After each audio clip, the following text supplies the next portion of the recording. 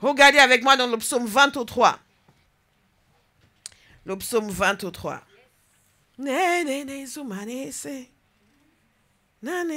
Quel temps de louange.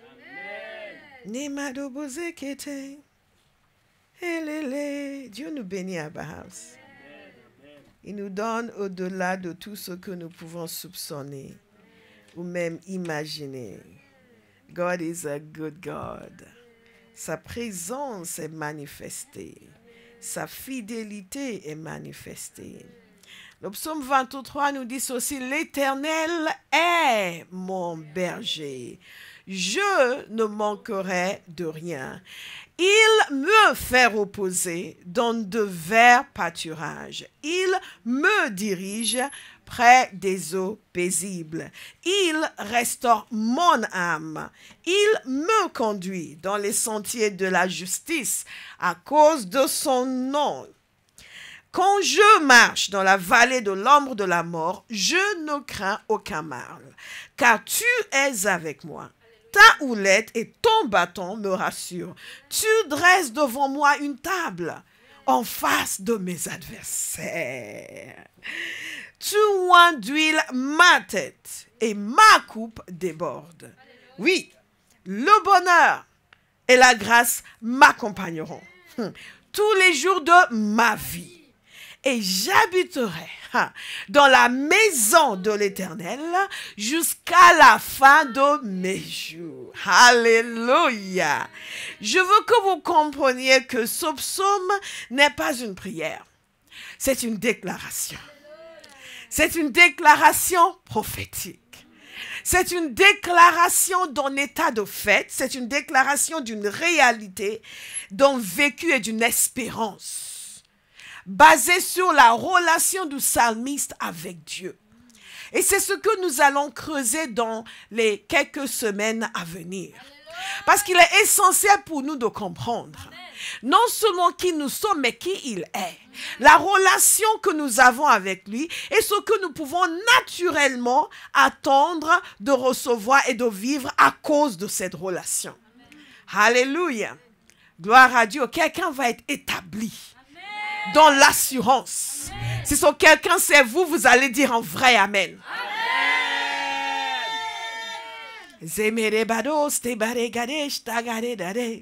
Ce quelqu'un c'est moi. Alléluia. Le psalmiste commence en disant, l'Éternel est mon berger. L'Éternel est mon berger. Il déclare donc la relation qui l'unit au berger, à l'Éternel. Et ce qu'il faut savoir, c'est ceci. L'Éternel, le mot utilisé ici, c'est le mot que nous disons Yahvé, le nom personnel de Dieu. Le nom par lequel il s'est révélé de façon personnelle à son peuple. Et ce nom que les Juifs considèrent comme étant tellement sacré qu'ils n'osaient pas le prononcer. Et donc, au lieu de le dire, ils utilisaient des consonnes simplement. Et au lieu de dire ce nom, il disait le nom Adonai à sa place. Est-ce que vous me suivez? Et Adonai veut dire le Seigneur. Et c'est pour cela que vous allez voir dans certaines traductions anglaises, dans tous ces passages où il est question de Yahvé, ils disent Adonai. Dans les traductions françaises, vous allez voir l'Éternel. Alléluia. Mais, et donc ils disent pas Adonai, ils disent the Lord en majuscule. Pour indiquer que c'est Yahvé. C'est ce qui est indiqué.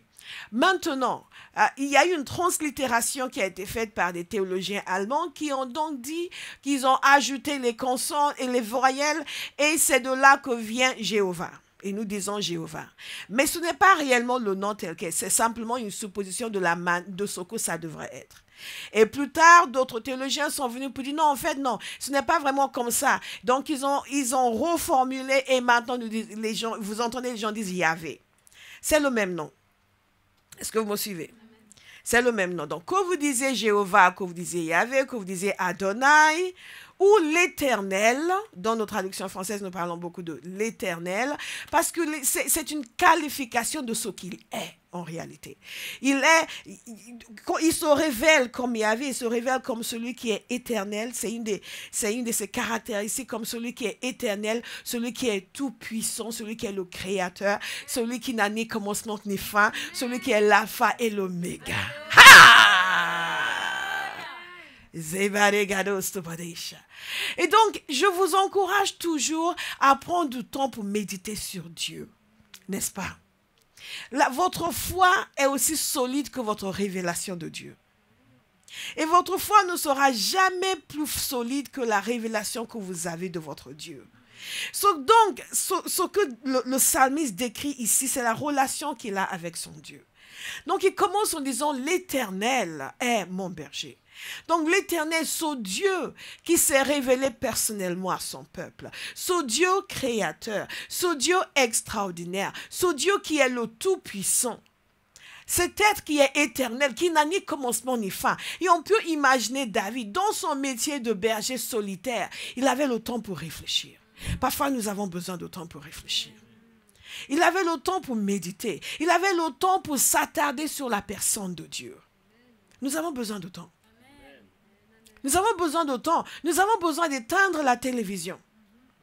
Et de prendre ce temps-là pour simplement commencer à méditer sur Dieu. Alléluia. Parce que Dieu se révèle à ceux qui le cherchent. Dieu se montre à ceux qui veulent le voir. Alléluia. Pas ceux qui viennent faire des prières d'urgence quand ils ont des problèmes. Pas ceux qui ont une relation commerciale et mercantile avec lui. Mais ceux qui s'intéressent vraiment à lui. Et donc, dans l'Ancien Testament, parce que nous, les chrétiens, nous parlons de l'Ancien Testament comme si les gens sur l'Ancien Testament n'avaient aucune révélation de Dieu. Ce n'est pas vrai. C'est dans l'Ancien Testament que nous trouvons des hommes comme Joseph, qui sans avoir une Bible avaient une foi et un engagement vis-à-vis du Seigneur. C'est dans l'Ancien Testament que nous trouvons des hommes comme Daniel. Alléluia. Qui lui avait les Écritures, mais qui avait aussi cette conviction ferme qu'il ne devait pas déshonorer son Dieu. Si Daniel, au milieu, je fais un petit aparté, mais au milieu de ce monde païen, pervers, était capable de maintenir sa pureté et sa foi, combien même nous, chrétiens aujourd'hui, nous devons être capables de maintenir notre pureté et notre foi. Et ne pas nous laisser balayer par les mœurs et les voies de la société. Or, on constate aujourd'hui que l'Église est devenue très très faible, mentalement et émotionnellement. Et la majorité des chrétiens ont du mal à résister à l'assaut du monde. Vous allez résister. Amen. Mais nous nous laissons inspirer par ces hommes et ces femmes qui connaissaient leur Dieu.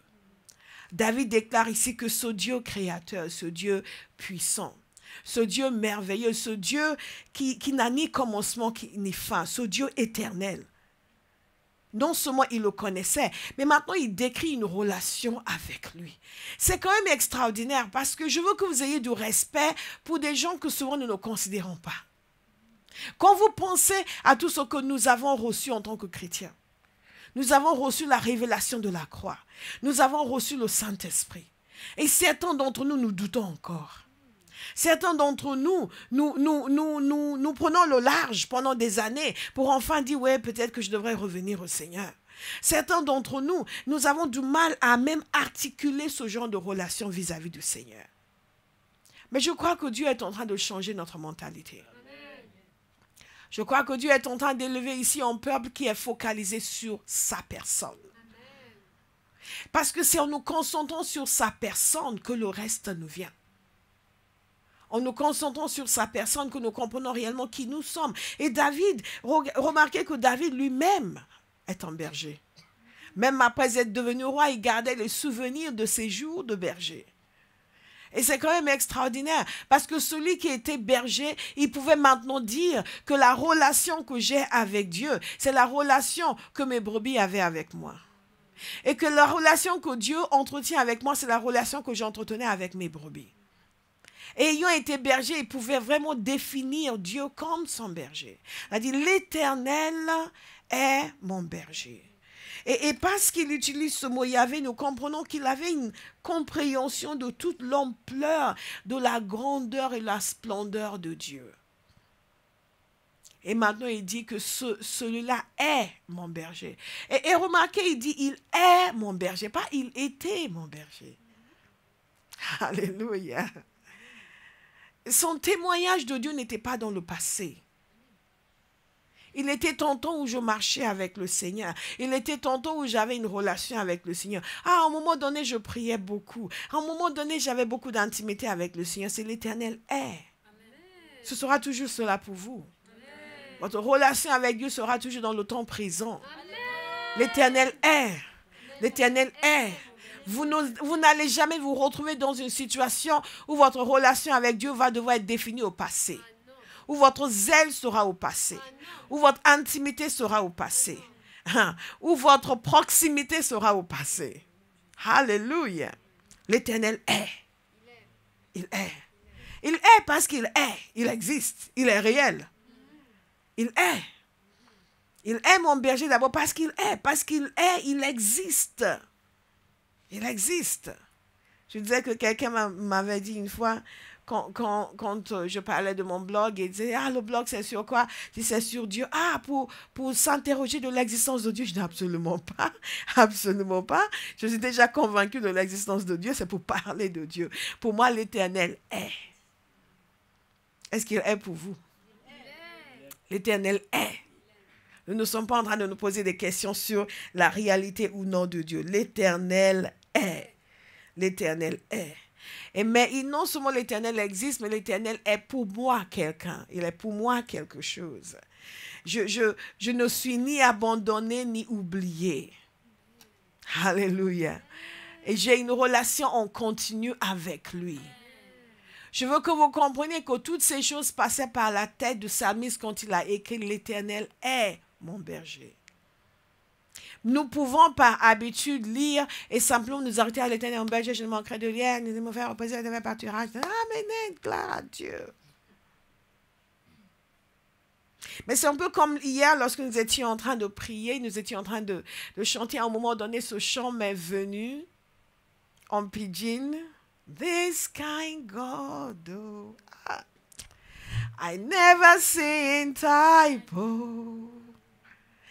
This kind God, oh, blessed be your holy name. This kind God, oh, I never seen typo. This kind God, oh, blessed be your holy name. Et pour tous les gens qui ont quelques défis en pidgin qui disent de quoi s'agit-il? Dis, ce genre de Dieu, je n'ai jamais vu de pareil. Ce type de Dieu, ce Dieu-là, comme chantent les Antillais, il en devient fou. Fou de ce Dieu-là. Ce bon Dieu d'amour, bon Dieu tout en moi. Et l'on devient fou, fou de ce Dieu-là, ce bon Dieu d'amour, bon Dieu tout en moi. S'il y a une prière que je fais pour nous constamment, c'est qu'on soit réellement des fous de Dieu. Pas dans le sens négatif des gens qui mettent des grenades parce que ceci, non. Mais des gens qui sont des accros de Dieu. Alléluia. Et qui comprennent, des gens qui comprennent la profondeur de sa bonté. Et de la grâce que nous avons reçue d'être connectés avec lui. De pouvoir dire, l'Éternel est mon berger. Ce Dieu créateur qui n'a besoin de personne pour exister.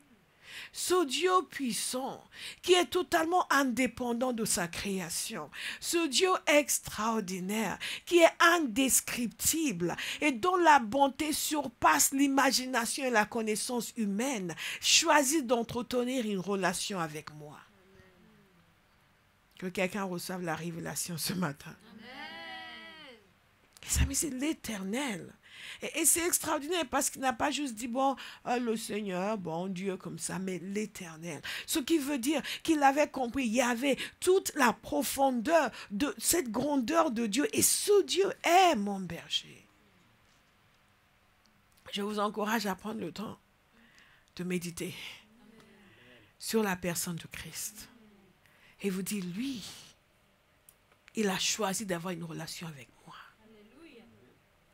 Vous savez, vos doutes disparaissent. Vos incertitudes disparaissent. Votre réticence à le servir disparaît. Notre réticence à le servir, c'est le reflet du manque de révélation, de sa personne et du privilège que c'est. L'Éternel est mon berger. Mon berger. Vous aurez remarqué que quand je l'ai lu, j'ai mis l'accent sur il est mon, il me conduit. Ce n'est pas juste qu'il conduit, il me conduit.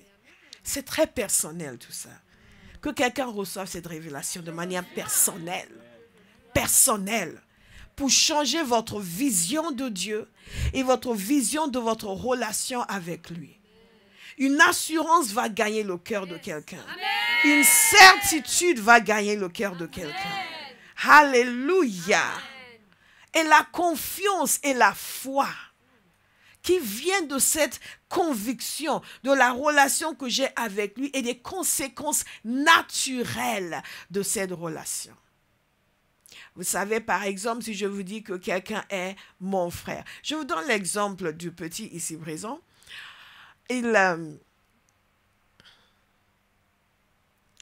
Des fois, il me dit quelque chose et je lui dis, pourquoi tu penses que je vais faire ça pour toi? Il dit, parce que tu es ma tante. Parce que tu es ma tante. Je dis, mais c'est pas une raison. Ah si, tu es ma tante. On est de la même famille.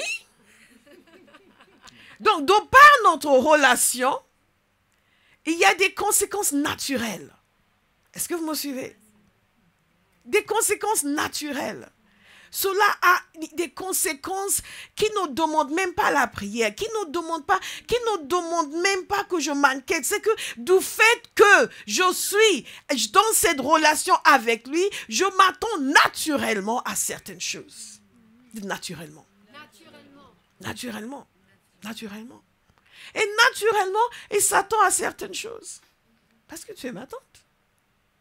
Ah, je suis de ta famille. Je dis, oui, mais c'est pas... Ah, mais si. Yeah, you're my aunt. Ah bon? Oui, yeah. Naturel, dites naturel. Naturel. Quelqu'un va obtenir cette révélation aujourd'hui. Qu'il est mon berger. Il n'est pas juste le berger. Il est mon berger. Et que si vous demandez comment est-ce que je vais définir Jésus, dites, il est le berger de Pasteur Bola. Quelqu'un a saisi la révélation. Il est mon berger. Il est mon berger.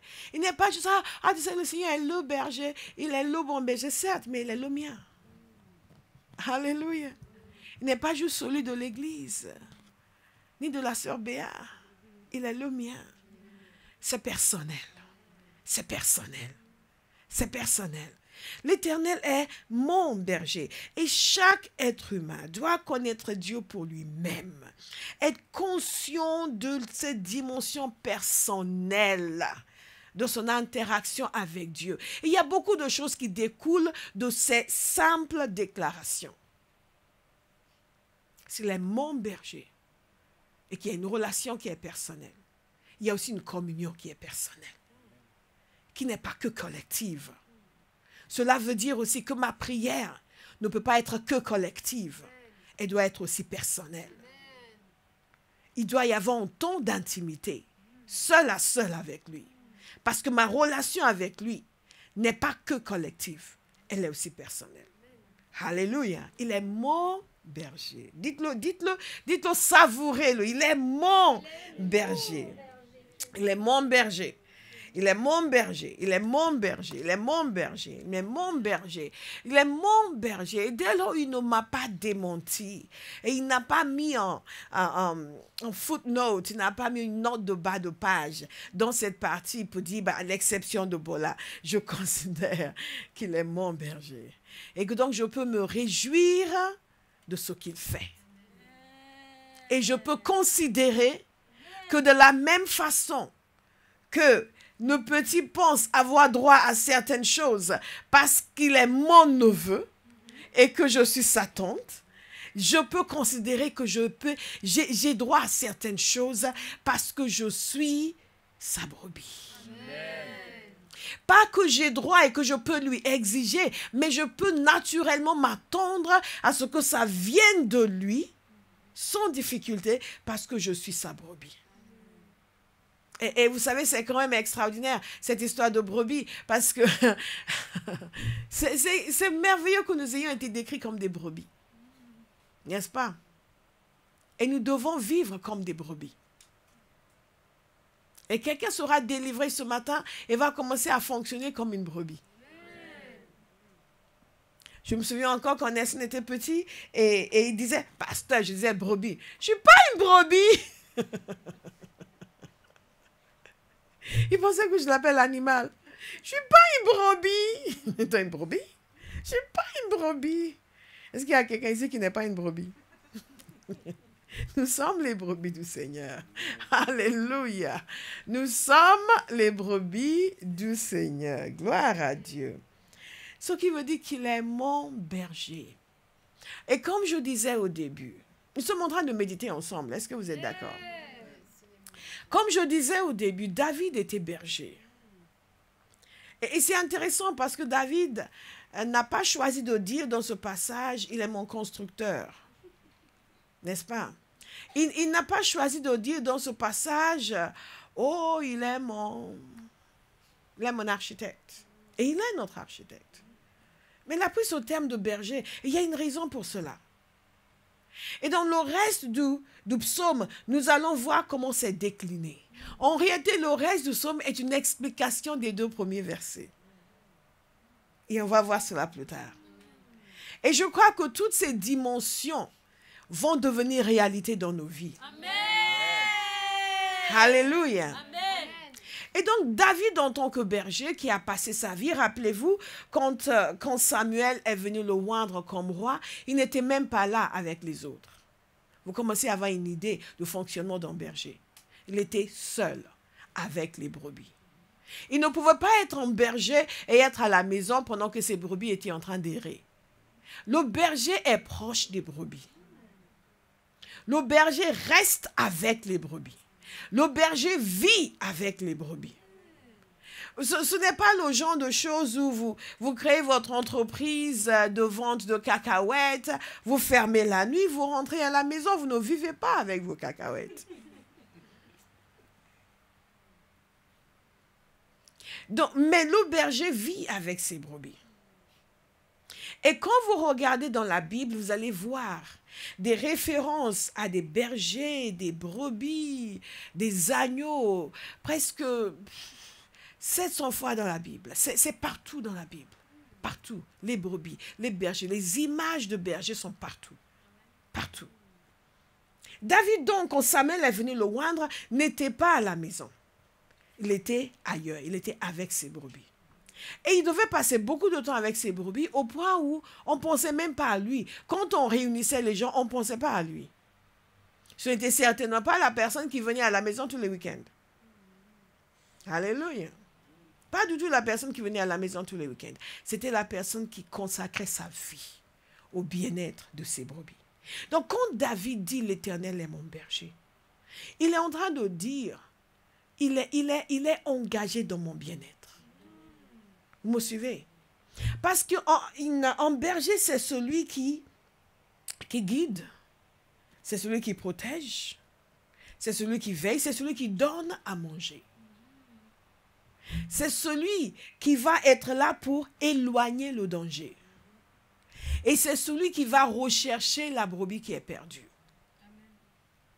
C'est vraiment extraordinaire. Donc, il est le protecteur. Il est le guide, il est le leader, il est celui qui pourvoit.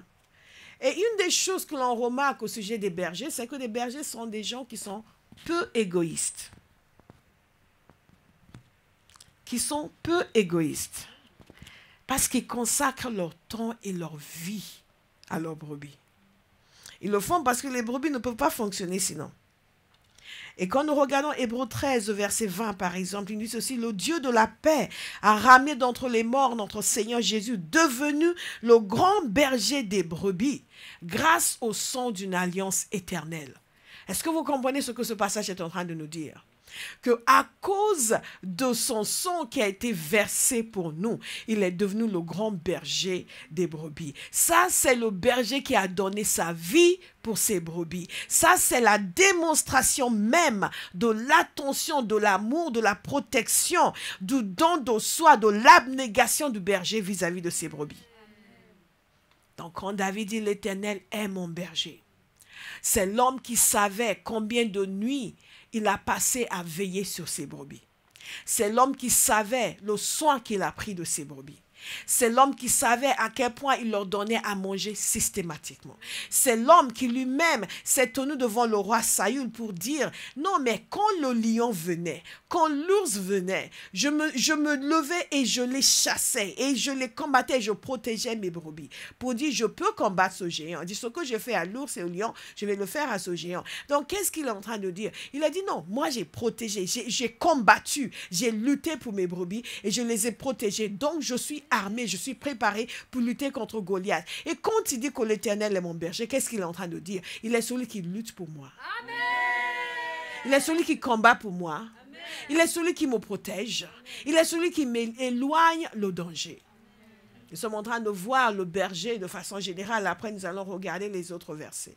Quelqu'un doit déjà commencer à chanter parce que je crois que la révélation est en train de pénétrer votre cœur. Amen. Et quand vous venez dire Seigneur, vous pensez, vous êtes déjà chargé de révélation, déjà rempli de reconnaissance. On ne peut pas méditer ce genre de passage sans être rempli de reconnaissance. Alléluia. L'Éternel est mon berger. Amen. Celui qui a chassé l'ours, qui a chassé le lion, qui a protégé ses brebis avec ses propres mains. Il déclare de la même façon, l'Éternel me protège.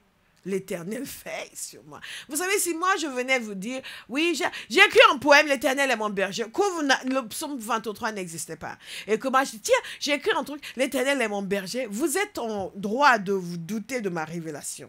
Oui, mais qu'est-ce que, pasteur, vous savez quoi sur les bergers, sur les brebis? Mais quand un berger le dit, nous devons comprendre ce qu'il a compris. Dites révélation. Révélation. Des journées entières, des nuits entières, passées à prendre soin, à veiller sur. Et cette image de Dieu vis-à-vis de moi, 1 Pierre 2,5 nous dit ceci. Et vous-même, en tant que pierre vivante, laissez-vous édifier pour former une maison spirituelle en groupe de prêtres saints, afin d'offrir des sacrifices spirituels que Dieu peut accepter par Jésus-Christ.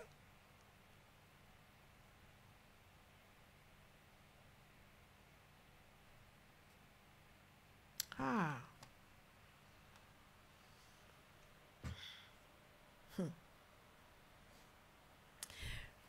Écoutez attentivement.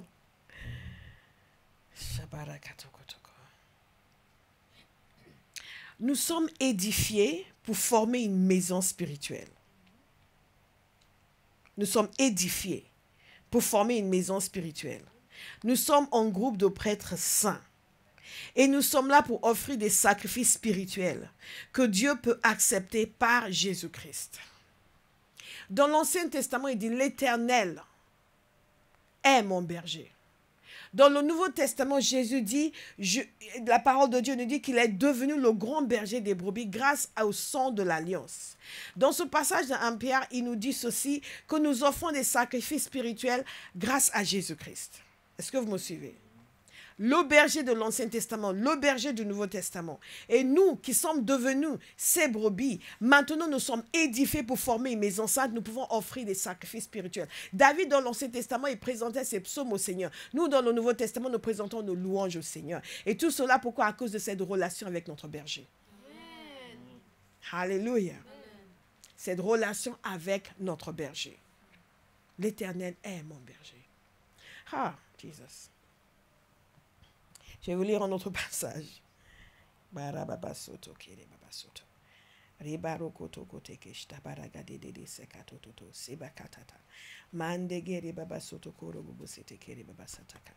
Jean chapitre 10. Nous avons vu longuement ce passage dernièrement lorsque nous parlions de la grande commission. Dans Jean chapitre 10, Jésus se présente comme le berger, le bon berger. Jean chapitre 10, de verset 10 au verset 11. Le volant ne vient que pour voler, égorger et détruire. Moi, je suis venu afin que les brebis aient la vie et qu'elle l'ait en abondance. Je suis le bon berger. Le bon berger donne sa vie pour ses brebis. L'Éternel est mon berger. Le Seigneur Jésus est mon berger. Il donne sa vie pour moi. Oh. Il donne sa vie pour moi. S'il donne sa vie pour moi, ça veut dire que la sécurité, toute la sécurité dont je pourrais avoir besoin se trouve en lui. L'assurance, toute l'assurance dont je pourrais avoir besoin se trouve en lui. La paix, toute la paix dont je pourrais avoir besoin se trouve en lui. Et non seulement cela se trouve en lui, écoutez attentivement, je n'ai pas besoin de quémander. Je n'ai pas besoin de craindre une non-réponse de sa part. Je n'ai pas besoin de me dire, j'espère qu'il va me donner sa paix. J'espère qu'il va me protéger. J'espère que je serai en sécurité. C'est la nature même du berger de protéger les siens. Alléluia. Il est mon berger. Et Jésus dit, je suis le bon berger.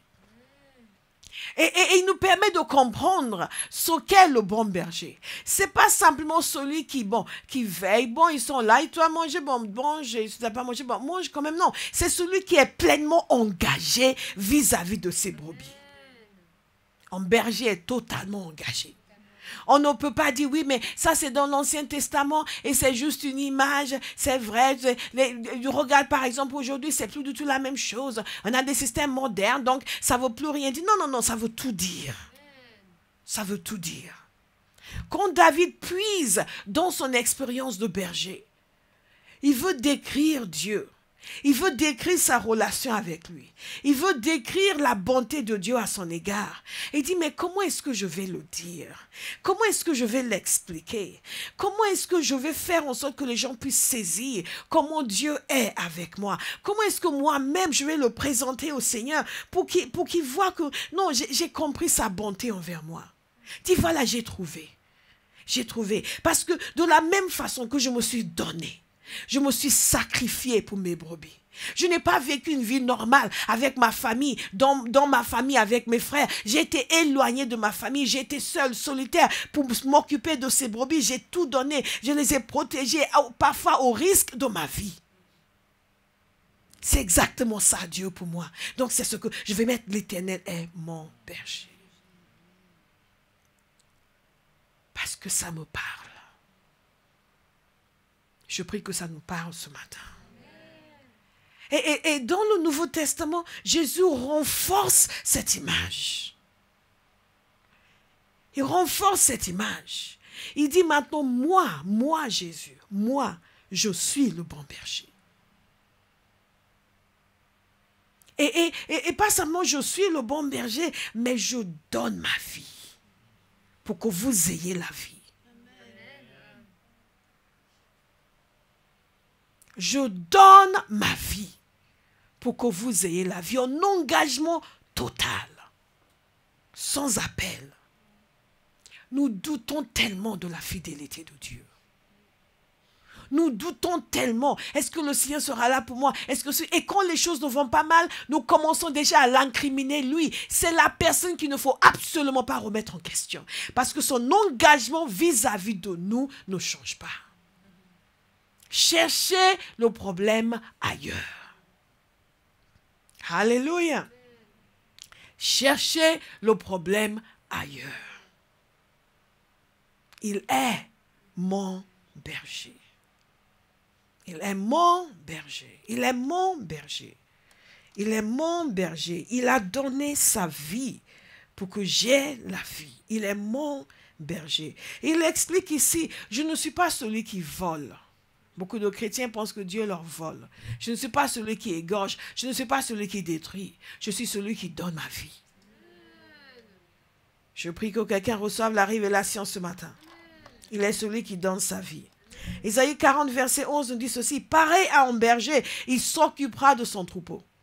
Il prendra les agneaux dans ses bras et les portera contre sa poitrine. Il conduira les brebis qui allaitent. Quelle que soit votre circonstance de vie, l'Éternel est votre berger.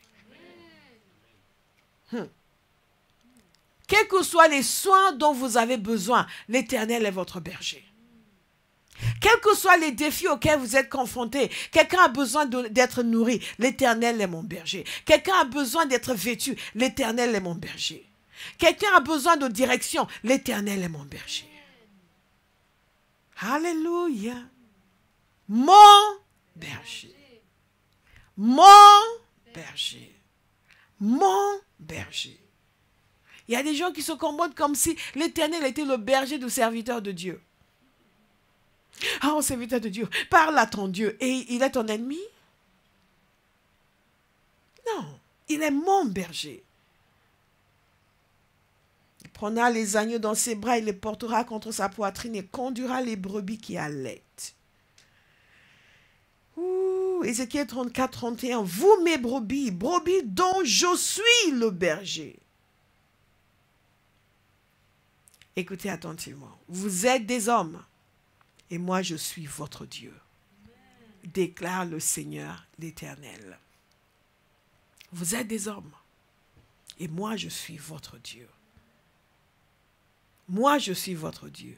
Vous, mes brebis, brebis dont je suis le berger. Est-ce qu'il y a quelqu'un ici qui n'est pas une brebis? Alléluia. Alléluia. Et la pire chose pour des brebis, c'est de ne pas avoir de berger. C'est la pire chose. Il y a une histoire relatée dans les évangiles où il nous a dit que Jésus a vu une grande foule. Et en regardant cette grande foule, il était rempli de compassion. Vous savez pourquoi? Parce qu'ils étaient comme des brebis sans berger. Il n'y a rien de pire que des brebis sans berger. Ils étaient comme des brebis sans berger. Ils avaient des leaders spirituels, mais ils n'avaient pas de berger. Ils avaient des responsables du peuple, mais ils n'avaient pas de berger. Et Jésus, en voyant cette foule, tout ce qu'il ressentait, c'était la compassion. Parce qu'ils étaient comme des brebis sans berger. Souvent, vous rencontrez des chrétiens qui sont des brebis sans berger. Certains parlent très fort, ont de grandes opinions, mais quand vous connaissez les choses de l'esprit, votre cœur est rempli de compassion. C'est une des choses que je dis aux gens qui sont toujours en train d'errer d'une église à une autre, d'un endroit à un autre. Je dis, mais... Et parfois, les gens me disent, oui, mais je dois aller là, parce que tu ne peux qu'avoir des problèmes. Personne n'est engagé vis-à-vis de toi. Quand tu n'es pas établi dans une maison, tu n'as pas de vrais frères et sœurs et tu n'as pas de berger. Tu es ici pendant 1 an, tu es là pendant 6 mois, tu es là pendant qu'ils te voient et t'aiment bien. Mais tu vas dire, oui, mais il y a ça, il y a ça. Les gens ne se sentent pas engagés. Pourquoi les gens vont s'engager? Il n'y a pas de relation. Ne soyons pas des brebis sans berger. Alléluia. Qui est-ce que Dieu va réveiller la nuit pour prier pour toi?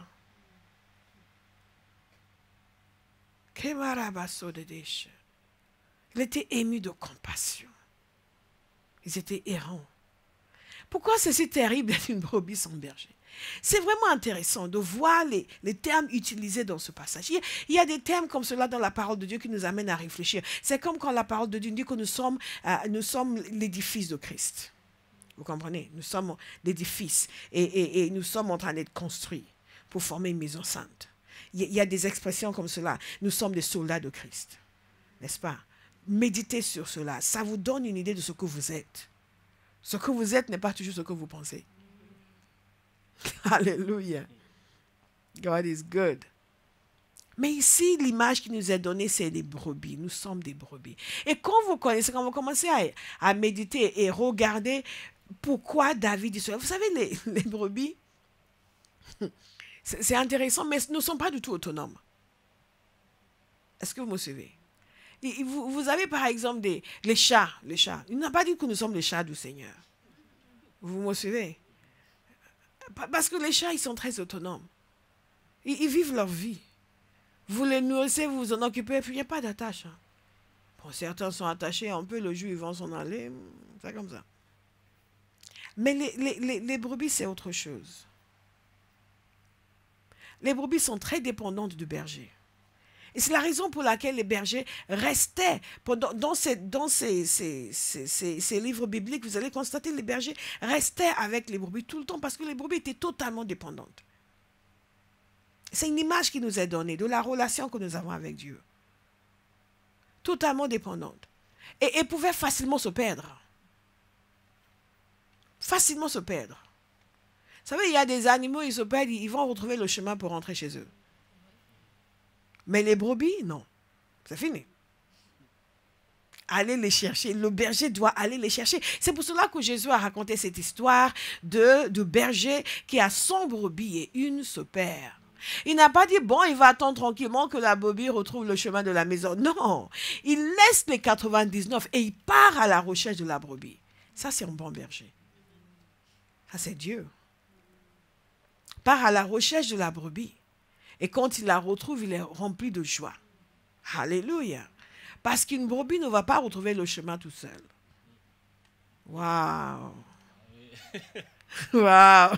Certaines brebis sont ici pour attester. Vous dites, il est venu me chercher. Est-ce qu'il y a quelqu'un ici qui peut dire, il est venu me chercher? Je ne suis pas venue toute seule. Je n'ai pas trouvé le chemin toute seule. Il est venu me chercher. C'est important de le savoir, parce qu'il y a encore des chrétiens qui pensent que c'est eux qui ont eu l'idée de chercher Dieu.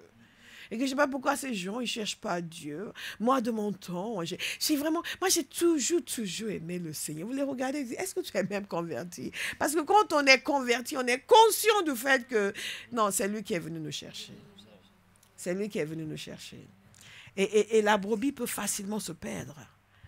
Très dépendant du berger. Autre chose qui est intéressant par rapport aux brebis, c'est qu'il y a cette attache avec le berger. Et les brebis reconnaissent la voix du berger.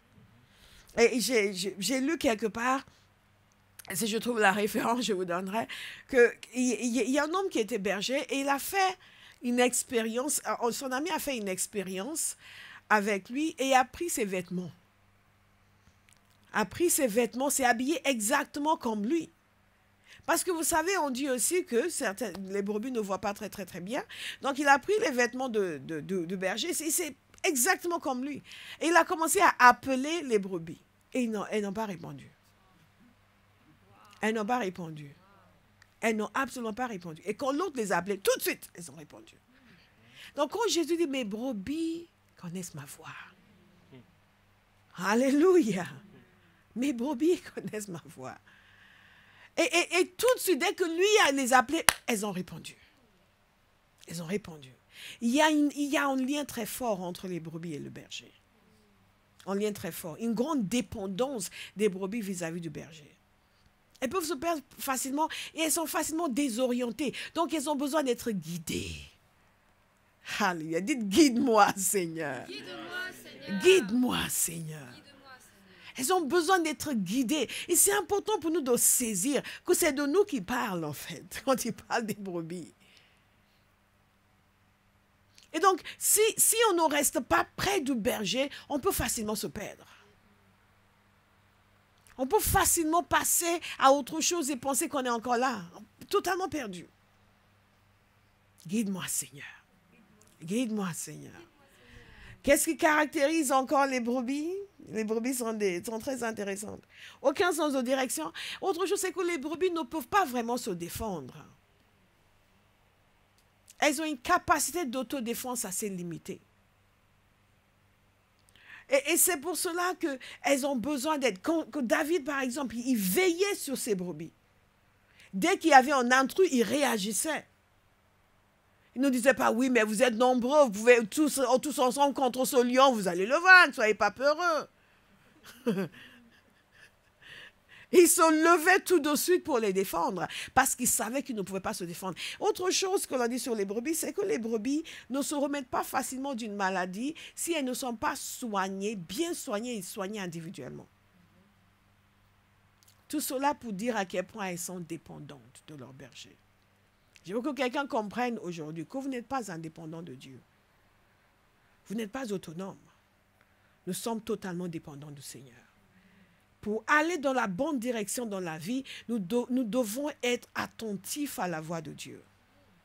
Être conscients de notre dépendance. Notre problème, beaucoup d'entre nous, c'est que nous ne sommes pas suffisamment conscients de notre dépendance. Nous ne sommes pas suffisamment conscients de notre dépendance. Nous pensons, oui, mais moi je sais, moi je connais, moi je comprends, ça fait des années que je suis dans la foi, qu'est-ce qu'on me dit encore? On n'a pas besoin de m'expliquer ces choses de base, moi je ne suis pas un enfant, pourquoi on me dit ça, pourquoi on me répète ça? Parfois on nous répète des choses parce que Dieu sait qu'on a lâché. Nous on ne le sait pas, mais Dieu le sait. Donc il va amener quelqu'un à vous répéter des choses, vous êtes, mais non, mais attends, moi je ne suis pas un nouveau converti, et non, nous sommes des brebis. Et les brebis peuvent se perdre. Les brebis peuvent perdre la direction. Le berger est là pour les conduire. Dites, conduis-moi, Seigneur! Et il y a autre chose que l'on dit concernant les brebis, c'est que les brebis paniquent facilement. Ça me fait penser à certaines personnes. Les brebis paniquent facilement. Il y a un petit quelque chose, ouh, elles paniquent. On va en parler quand on va parler des eaux paisibles, parce que je pense qu'aujourd'hui, on ne pourra pas parler des eaux paisibles. Mais quand on va parler des eaux paisibles, vous allez comprendre pourquoi des eaux paisibles. Justement parce que les brebis paniquent quand les eaux ne sont pas paisibles.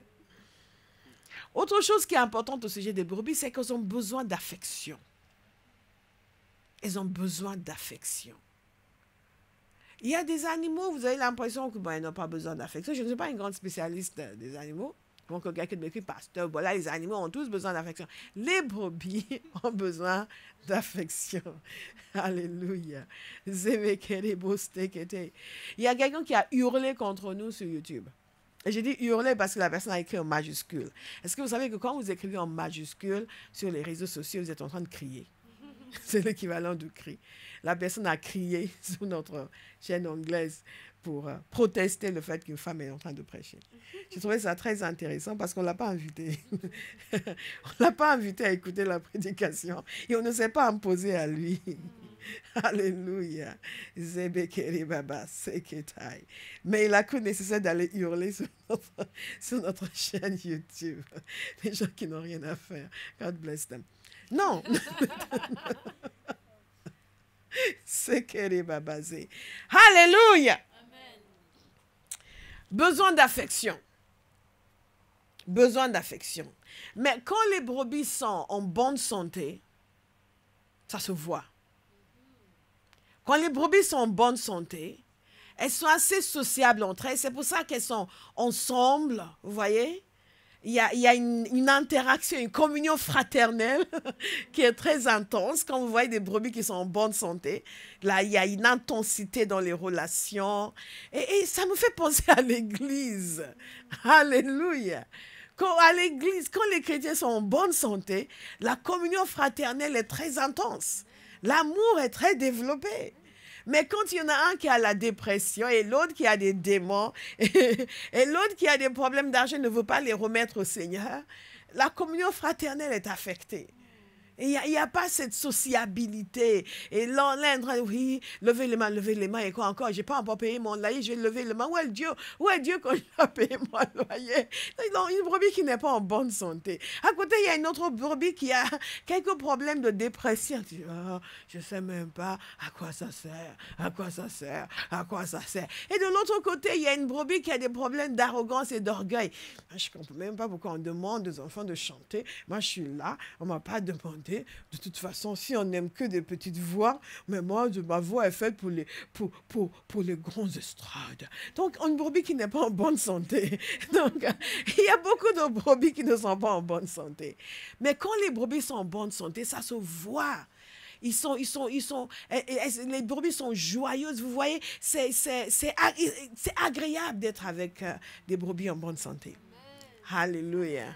Et les brebis en bonne santé aiment être ensemble. Quand vous voyez une brebis qui est isolée, c'est que la brebis ne va pas bien. Il y a beaucoup de brebis isolées. Beaucoup de brebis qui ne vont pas bien. Donc, dès que vous avez envie de partir, dès que le culte est fini, vous voulez partir. Vous n'êtes pas en bonne santé.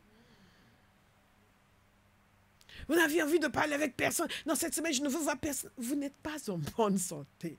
Vérifiez votre température. Alléluia. Dès que vous avez l'impression, oui, mais je ne comprends pas, mais moi, quand je parle à tout le monde, vous n'êtes pas en bonne santé. Le problème, ce n'est pas tout le monde, c'est vous, c'est votre santé. Alléluia. Isn't God good? Isn't God good? Sa parole nous éclaire, nous révèle Dieu, nous révèle nous-mêmes notre relation avec lui. Moi, je veux être une brebis en bonne santé. Alléluia. Oh, je suis la seule. Béatrice et moi. Je veux être une brebis. Ah, merci, merci. Merci, Dame Colette, là au fond. Nous voulons être des brebis en bonne santé. Donc, quand les brebis sont en bonne santé, elles aiment être ensemble. Il y a un rassemblement. Nous allons appeler à Barras le rassemblement des brebis en bonne santé. Alléluia. Le rassemblement des brebis en bonne santé. La communion fraternelle intense. Dieu pense à tout. Vous aviez vu ça, vous, quand vous méditiez avant le psaume 23. Alléluia. Que la communion fraternelle se trouve dans le psaume 23. God is a good God. Soyez en bonne santé. Il n'y a pas de vertu à être déprimé. Il n'y a pas de vertu à montrer, oui, en ce moment, ce n'est pas évident. On persévère tous. On persévère tous.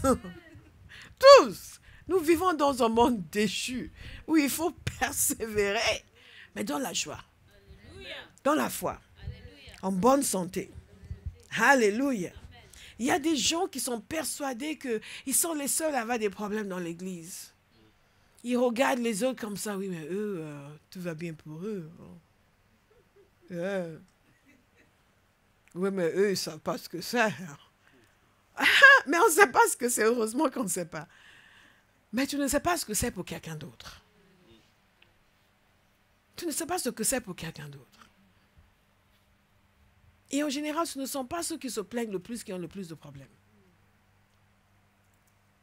Ils sont juste les plus difficiles. Vous ne serez pas une brebis difficile. Allez, dites à votre voisin, tu ne seras pas une brebis difficile. Tu seras une brebis en bonne santé. Alléluia. L'Éternel est mon berger. Je suis sa brebis.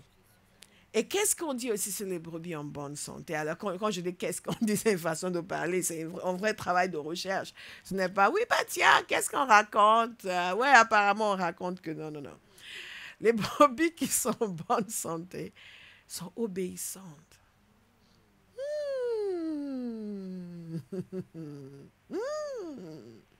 Les brebis qui sont en bonne santé sont obéissantes. Les brebis qui sont en bonne santé suivent le berger facilement. Les brebis qui sont en bonne santé suivent le berger, sont obéissantes, sont soumises. De temps en temps, il y a des brebis qui sont un peu spéciales. Il y a un serviteur de Dieu il était berger avant, il a écrit un livre d'ailleurs sur ça. Et en fait, non, il n'était pas berger, il avait des brebis. Non, il était berger. Non, non, il était berger, pardon. Il était berger.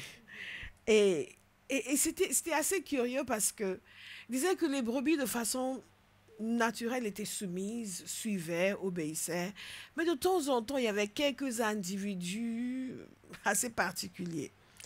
Et il y avait par exemple une brebis qu'il avait qui était vraiment, qui faisait comment on les appelle les petits des brebis des... ouais.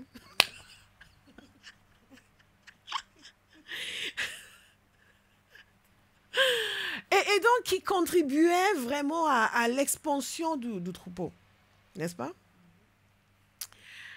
Le problème, c'est que cette brebis était rebelle. Et donc, quand il fallait aller dans un sens, cette brebis voulait toujours aller ailleurs. Quand les brebis étaient rassemblées quelque part, elle voulait escalader des rocs, des petits rochers, et sortait toujours de l'enclos. Le problème, et il fallait tout le temps aller la chercher. Maintenant, s'il n'y avait que ça, bon, c'était un problème supplémentaire pour le berger. Je vous dis, il y a une brebis ici qui n'est pas en bonne santé. God is a good God. Hallelujah.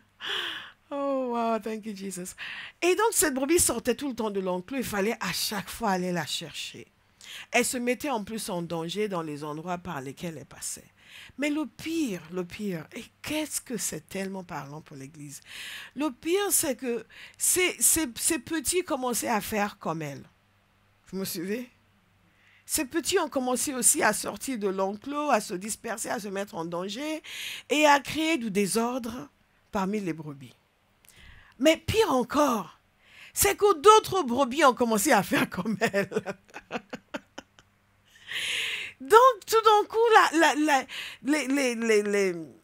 le troupeau qui était paisible, qui suivait, commençait à devenir un troupeau rebelle à cause d'une brebis. Donc, les autres commençaient à suivre. Ah, on peut aller par là aussi. Ben, nous aussi, on y va. Ah, on pensait qu'il fallait suivre le berger. Mais en fait, non, il y a... Ah, tiens, on va aller là-bas. Et ça a commencé à devenir dangereux. Et donc, il a dû prendre une décision. Et la décision était de mettre à mort cette brebis. Et quand cette brebis a été mise à mort, la paix est revenue dans le troupeau. Ça fait réfléchir. Hein?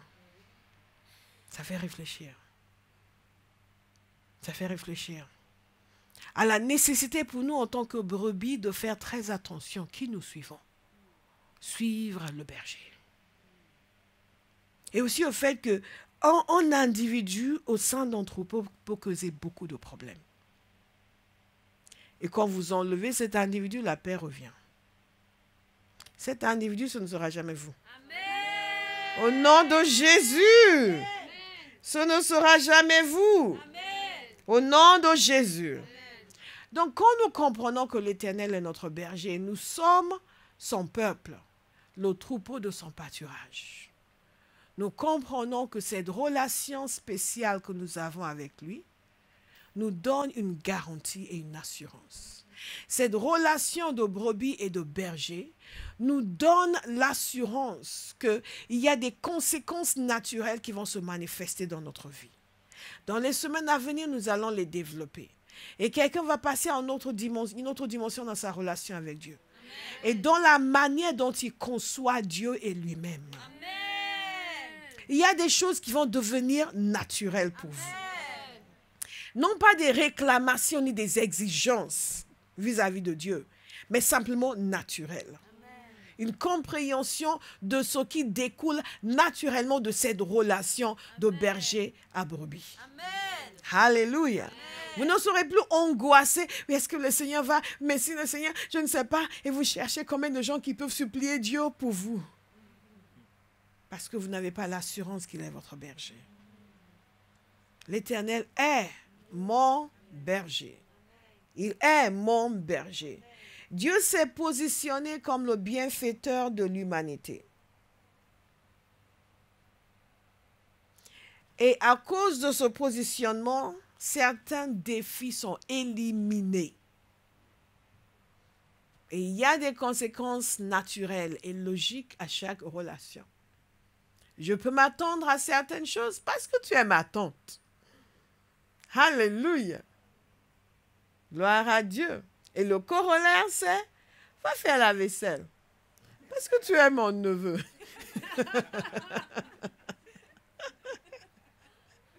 God is a good God. Et quand le psalmiste dit « L'Éternel est mon berger », il est en train de faire une déclaration. Une déclaration de confiance sur la base de cette relation. J'ai noté quelque chose ici et je vais vous le lire. Il y a des choses que nous devons déclarer autant que nous demandons, sinon plus. Du moins après avoir demandé. Nous ne pouvons pas vivre uniquement dans la pétition. Nous devons vivre dans la déclaration de la certitude de ce que nous avons demandé. Dans la déclaration basée sur la relation que nous avons avec Dieu. Puisque l'Éternel est mon berger, je ne manquerai de rien. Ce n'est pas, Seigneur, tu vas m'embaucher s'il te plaît, il ne faut pas que je manque. Non, non, non, non, non, non, non, non, non, non. Manquer est exclu. L'Éternel est mon berger. Ça veut dire croire et déclarer en état de fait. Affirmer la fidélité et la fiabilité de Dieu. Vous devez le dire en continu. Dieu est fort, Dieu est puissant, Dieu est mon Père et il veille sur moi. Il est mon berger. Quand vous commencez à sentir l'angoisse, au lieu de faire « Oh Seigneur, enlève cette angoisse. Oh Seigneur, je ne dois pas avoir de l'angoisse, je suis chrétien. Oh, je suis angoissé. » Non. Vous dites non, l'Éternel est mon berger. L'Éternel est mon berger. L'Éternel est mon berger. Ça veut dire aussi que je me vante face aux forces contraires de la grandeur de mon Dieu. Et que à cause de la grandeur de mon Dieu, ma vie va prendre tel chemin. Dites assurance. Assurance. Assurance. Et je rejette toute représentation de la réalité qui n'est pas conforme aux promesses de Dieu pour moi. Alléluia. L'Éternel est mon berger. Ce n'est pas l'Éternel était mon berger. Avant, j'étais protégé. Avant, j'avais la provision. Parce que l'Éternel était mon berger. Non, il est mon berger. Alléluia. Il est mon berger. Quand on vous dit, oui, mais attention, parce que si tu décides que tu vas aller servir Dieu en Chine, tu vas avoir plein de problèmes. L'Éternel est mon berger. Il ne m'enverra pas là où il ne peut pas me garder. L'Éternel est mon berger. L'Éternel est mon berger. Et tout cela nous amène à... Nous avons parlé du fait qu'il est notre guide, il est notre protecteur. Il est celui qui pourvoit. Et ça va être décliné dans les semaines à venir. Nous allons pouvoir voir. Mais il fait cette déclaration, je ne manquerai de rien.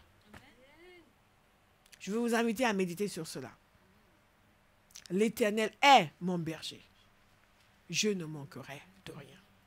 Parce que l'Éternel est mon berger. Le manque est exclu. C'est une déclaration puissante. Méditez-la. Parce que sous l'ancienne alliance, David avait compris quelque chose. Que beaucoup d'entre nous, nous n'avons toujours pas compris. En dépit de toutes les promesses écrites, déclarées, prononcées, enseignées, prêchées. Oui, mais je ne sais pas comment je fais. Non, non, non, non, non. Je ne manquerai de rien. Je ne manquerai de rien. Et rien veut dire... Rien. Rien. Rien. Nous allons simplement décider que s'il est écrit dans la Bible, il est écrit dans mon cœur. Amen. Il est écrit dans mes pensées. Amen. Il est écrit dans mon imagination. Amen. Il est écrit dans mes attentes. Amen. Il est écrit dans ma réflexion. Amen. Il est écrit dans mon équation mathématique pour la vie. Il est écrit, je ne manquerai de rien. Il est écrit en moi, à l'intérieur de moi. Donc, quand les choses commencent à venir, la première chose qui sort de moi, c'est l'Éternel est mon berger. Je ne manquerai de rien. Oui, mais tu sais, tu comprends, parce que ton poste va être supprimé. Je ne manquerai de rien. Rien inclut le poste. Il inclut tout ce qui fait défaut à l'être humain. Quelqu'un, je dois juste décider que cela deviendra mon affirmation, ma déclaration, ma conviction, ma certitude. L'Éternel est mon berger. Je ne manquerai de rien. Il déclare son immunité face au manque, à la privation. Parce que l'Éternel est son berger. La conscience de la provision totale. La conscience du soin personnel, des soins personnels apportés par Dieu. C'est tellement puissant. Puissant. C'est tellement puissant. Comment Dieu orchestre des situations qui nous guident. Je vous ai souvent raconté le témoignage de la manière dont j'ai obtenu ma bourse pour faire mes études d'interprétation en France. Je partais en Angleterre. Je ne savais pas quand j'allais revenir. Je devais aller dans le bureau que j'utilisais. Un ami de mon père m'avait passé des bureaux dans ces... Il y avait beaucoup de bureaux, des salles. Et il m'a passé un bureau pour utiliser. Et je devais y aller pour leur dire au revoir. Et je devais aussi aller sur l'île de Lagos, pour ceux qui connaissent, pour faire quelque chose. Et donc, il fallait que je décide ce que j'allais faire en premier. Vous me suivez? Donc, j'ai décidé d'aller en premier sur l'île de Lagos et de revenir dans cet endroit, dans ce bureau, pour dire au revoir à tout le monde. Parce qu'ils avaient été très généreux envers moi. Et je ne savais pas quand j'allais revenir. Mais je suis... Dites, l'Éternel me guide. La parole de Dieu nous dit que les pas du juste sont ordonnés par l'Éternel. Il est mon berger. Il me dit, va par ici, va par là. Quelqu'un va être libéré de l'angoisse concernant sa vie, ses projets, sa destinée, son existence. Et donc, j'ai décidé de revenir en deuxième lieu, dans ces bureaux pour dire au revoir. Et quand je suis arrivée, une lettre venait d'arriver pour moi. Et c'était la lettre de l'ambassade de France qui me convoquait pour des entretiens. Et à cause de cette lettre, j'ai annulé mon départ, ou j'ai reporté mon départ en Angleterre. Et j'ai fait les entretiens. Ensuite, je suis partie en Angleterre et 6 mois après, j'ai obtenu la bourse, je suis venue en France pour faire mes études d'interprétation. Maintenant, écoutez attentivement. Si j'étais allée d'abord dans le bureau et qu'ensuite j'étais partie à Lagos, je n'aurais pas eu cette lettre. Parce qu'elle serait arrivée après. Et ce n'est pas comme aujourd'hui où vous envoyez du WhatsApp. De mon temps, ça n'existait pas. À Lagos, il n'y avait pas de WhatsApp. Il n'y avait même pas de téléphone. C'était même avant les téléphones portables. Vous me suivez? C'était donc quelque chose où il fallait que l'Éternel guide mes pas pour recevoir au bon moment, pour être au bon endroit au bon moment. Et ça, parce que je partais le lendemain. Vous me suivez? C'était pas comme si j'allais revenir la semaine suivante. Non, je partais le lendemain. Et ça allait être probablement un départ définitif. Est-ce que vous me suivez? J'étais jeune, cool, life is sweet. Mais quand vous voyez tout ce qui est venu par la suite, ça va faire une 30aine d'années, je crois, que j'habite en France. Et j'ai fait toute ma carrière professionnelle ici. Tout ce que j'ai fait dans le ministère, c'est ici. L'appel de Dieu sur ma vie, c'est d'abord les nations francophones. On n'imagine pas. C'est lui qui sait. Mais il y avait une connexion qui devait être faite. Ça, c'est combien d'années après, mais je n'aurais jamais pu imaginer tout ce qui s'est passé par la suite. Je ne vous aurais pas imaginé. Alléluia. Mais ça tenait qu'à une direction divine. Ça tenait à 2 heures de temps. 2 heures de temps. 2 heures de temps. Parce que si j'étais partie en Angleterre, je serais probablement restée en Angleterre et j'aurais fait autre chose. Vous me suivez? 2 heures de temps pour que cette connexion se fasse. Vous me suivez? Pour que cette connexion, pour tous les francophones, c'est naturel de venir s'établir en France. Pour moi, ce n'était pas du tout naturel. Absolument pas. Je ne serais pas venu. Si ce n'était pas Dieu, je ne serais pas venu. Est-ce que vous me suivez? L'Éternel est mon berger. Il me dirige. Il guide mes pas. Vous allez être libérés de l'angoisse. Pourquoi je vous ai raconté de nouveau cette histoire? Parce que je veux que vous compreniez qu'au moment où le Seigneur a fait cela, je n'étais pas spécialement en jeûne et en prière pour dire, il ne faut pas que je rate, il ne faut pas que je rate. Comme nous faisons souvent angoisser, il ne faut pas que je rate, montre-moi, il ne faut pas que je rate. Non, Dieu l'a fait naturellement. Dites naturellement. Naturellement. Et beaucoup de situations qui ont eu un impact majeur sur ma vie se sont produites naturellement. Parce que je marchais avec Dieu au jour le jour. Le moment donné, il pouvait juste me mettre en tête. Va là-bas d'abord, ensuite va là-bas. Sans que je voie un ange. Sans quelque chose de dramatique. Simplement, va là-bas, va là-bas. Je disais aux gens qui étaient à la prière hier, quand j'ai arrêté ma carrière pour me consacrer au ministère, je n'ai pas vu un ange. Simplement, le temps passe. Il est temps de s'y mettre. Vous me suivez? Dieu guide nos pas. Il nous dirige. L'Éternel est mon berger. Et je bénis le Seigneur parce que je ne suis pas en train de dire, aïe, aïe, aïe, il y a une trentaine d'années, il était mon berger. Hein? Il m'a tellement conduit aujourd'hui, je ne sais même plus où il est. J'aimerais tellement que Dieu me dise quoi faire. Il est toujours mon berger. Il est toujours mon berger. Dans 30 ans, il sera toujours ton berger. Amen. Tant que tu es sur cette terre, il sera toujours ton berger. Mais chacun doit décider d'être une bonne brebis. Alléluia. Une brebis en bonne santé. Une brebis qui n'est pas isolée. Alléluia. Nous allons voir encore, nous allons reprendre le fait que je ne manquerai de rien. Parce qu'il y a une autre dimension dans cela, et cette dimension, c'est le contentement. Et ça, c'est ma décision. Et ce n'est pas le résultat de ce que je possède, c'est le résultat de celui qui est mon Dieu. Et l'attitude que j'ai vis-à-vis de lui. Nous allons voir dans ce passage une révélation. Une révélation de la sagesse divine, de la préscience divine. La conscience d'être entouré par Dieu. La conscience de la présence et de l'amour divin. L'implication de Dieu dans la vie de chaque individu. La conscience de la présence de Dieu, même dans les difficultés et dans l'adversité. Parce que l'Éternel est mon berger. Nous allons célébrer le Seigneur. Amen. Alléluia.